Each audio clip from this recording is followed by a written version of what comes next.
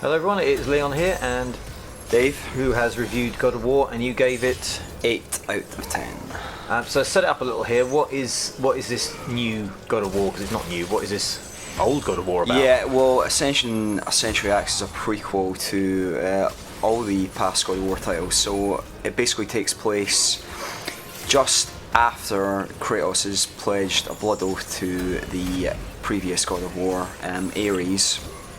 And before God of War 1, the first game on PS2.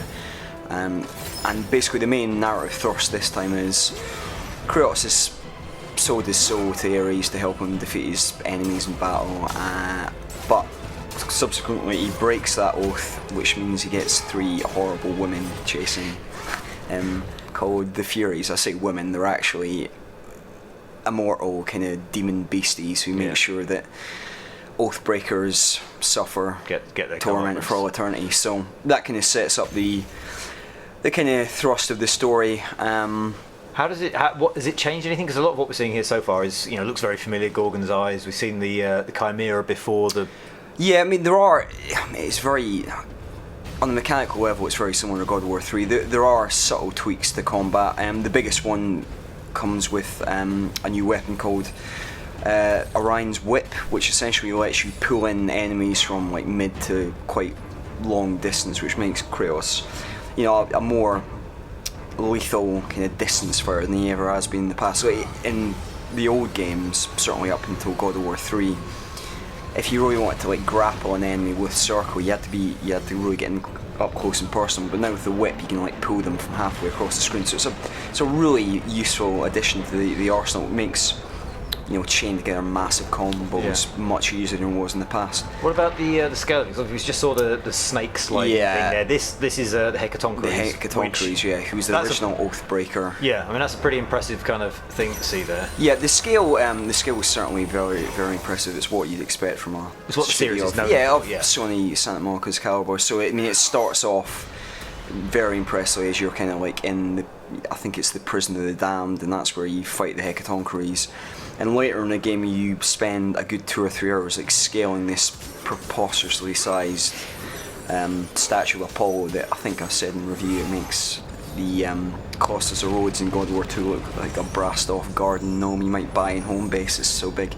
I must say though, in terms of scale, because immediately after finishing this, I was compelled to go back to God of War 3 just because it gave me the hunger for more stabbing. And I must say, even though it's accomplished as Ascension is, and it's a really fantastic game. They've got top tier production values, and I thoroughly enjoyed it over the course of its 9 hours. But it's nowhere near the game God of War 3 is. I think God of War 3 is far better paced. It's got a real drive about it, which I think comes about by the fact you've got a pretty simple premise: just scale the highest mountain in the whole wide world, and basically kill all the most famous gods as you go. And I think that Ascension suffers somewhat in comparison because the past titles had rinsed, all the real classic tropes of ancient Greek mythology so thoroughly. So we've killed Zeus, we've killed Hades, we've killed Poseidon. It doesn't leave many places for Ascension to go in terms of really iconic enemies. So that's why you kind of got these, I don't want to say B-grade enemies, but certainly ones you'll be less familiar with. They've broken canon, haven't they? You've got bugs, you've got an elephant Minotaur thing. And this is a Manticore that we're seeing there.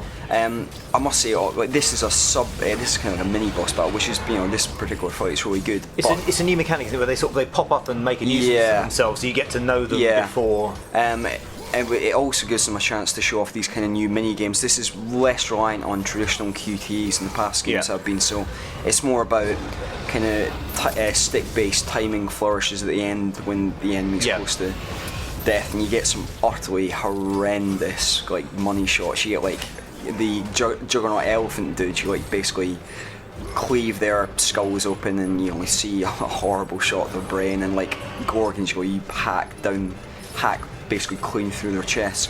But I'll just say quickly, in bosses, it's disappointing boss-wise compared to God of War 3, which had some fantastic fights, something like the battle against Poseidon, Hades, Hercules. This one, there's probably like 4 or 5 main fights.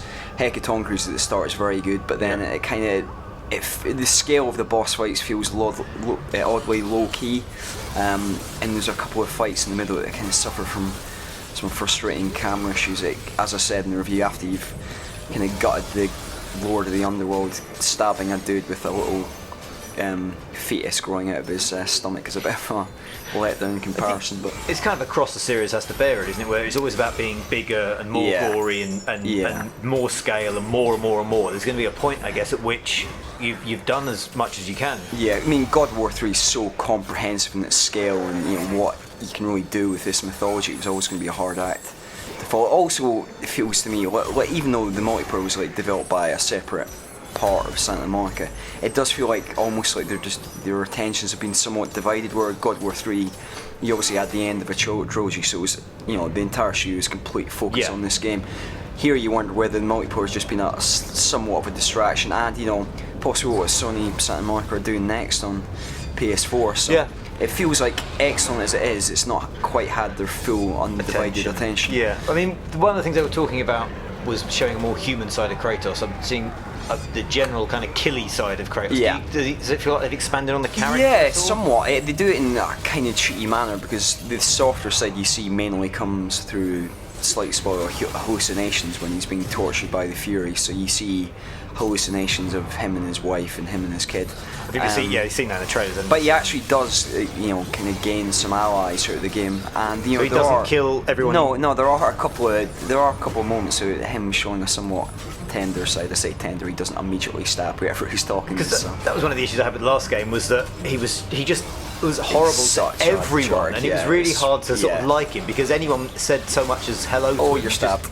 Oh, you're gutted. Oh, you're eviscerated. So but yeah, he is somewhat more sympathetic. He's still basically a horrendous dastard. But, so he's looking his usual sort of violent self. Now the multiplayer you just mentioned there, which we're about to see any second now. No. Any second now. There we go. Here it is. Let's just explain briefly how it works. What is the? Because it's not going to be like COD. It's not going to be like even sort of Uncharted or anything like that. What is the kind of the basic mechanic? Well, it's essentially a third-person brawler. It's built off a slightly tweaked version of the single-player combat engine, and basically you've got mostly team-based modes. You've got a capture the flag mode. You've got a kind of trial of the gods mode, which is essentially a wave-based co-op encounter where you just go through hordes of enemies and mini bosses and a final boss. And the main attraction for me, which we're seeing now, is this is actually capture the flag, but we'll see it shortly, is Team Favour of the Gods, which is essentially God of War's take on a base mode. So you have to capture and hold these altars at certain parts of the map, but the thing that really kind of sets it apart is each level the gods will intervene at a certain stage. So we're seeing now, this is I think this is Daedalus's, that was Daedalus's. Remember, it was in God of War 3, wasn't it? Yeah, it was the labyrinth. So basically in Team Favour of the gods intervene, and they'll like throw down a big cheaty weapon that you can use to like gain loads of favour and turn the match. And you ally yourself with different gods. What are the differences you get? Who are the gods and what? So the gods, there are 4 different Olympians to pledge an oath to. There's Hades, who you basically get a big sword and electrical magic with. Hades, who Hades voice. Zeus, first time, Hades second time, who gives you kind of like undead elemental attacks and a big hammer. Then you've got Ares, who is kind of like fire attacks and a sword. And Poseidon, you get a spear and like ice attacks. It doesn't really matter in terms of the weapons, because you can actually upgrade and switch weapon classes as you level up. Right. But it's more about the elemental attacks you're with. So it's it's mainly superficial. It doesn't have a massive tactical impact on play, but it's there as a separate layer. But what was talking about the Favour of the Gods, and here we're seeing these horrendous executions, which are are these just purely cosmetic? It's not. Yeah, well, you do get some extra XP for doing a brutal kill, so they're not purely cosmetic, but they are very. Are they? I mean, they look awful. I mean, are they all just horrific? Yeah, I mean, it's basically folk cradling their guts American History X curbs, so that sort of level. So you're talking about sorry. Yeah, in the Favour of the Gods. So say in the Cyclops level, you'll get basically a sword that you can use to gut the Cyclops and split his jaw open. In another level, you're competing with the other team to destroy the Trojan horse and the statue of Apollo, or like to twist the labyrinth and contort it and kill enemies on it. So they're like big game-changing set pieces. We're seeing like some of the leveling up stuff here. What is the progression? What are you sort of unlocking as you? Yeah, you're unlocking like various like different types of armor, which makes you more resistant to attack, and like bonus items that you can use to heal yourself in L2 and other sort of like elemental attacks. So yeah, it's kind of standard, like new weapons, new armor, new magic. So how does the combat actually sort of vary? Because obviously you don't have the Kratos moves where you have massive combos. You don't have the whip or anything. Like there are aerial launchers, but it's traditionally it's got a very methodical to and fro about it. Like it's all about who kind of you have to be very kind of diligent with your counters and your blocks, because basically if you're not up on your countering, you'll just get absolutely slaughtered. So okay, so 8 out of 10 overall. Like any sort of closing comments? It's absolutely excellent. If you're any sort of fan of the hack and slash genre, you should absolutely buy it without hesitation. Brilliant, thank you very much.